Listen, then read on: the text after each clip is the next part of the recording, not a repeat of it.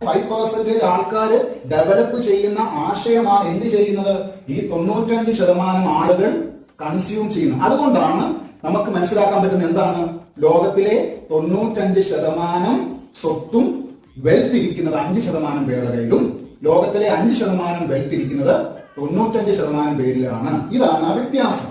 അതായത് ലോകത്തിലെ 95% ആളുകളെ സംബന്ധിച്ചും അവർക്ക് ആശയങ്ങളെക്കാട്ടിൽ കൂടുതൽ അവർക്ക് എന്താണുള്ളത്, കൺസ്യൂമർ മൈൻഡ് സെറ്റ് ആണ്, പേഴ്സണൽ മൈൻഡ് സെറ്റ് ആണ്, ആ ഇൻഡിവിജ്വൽ മൈൻഡ് സെറ്റ് ആണ്.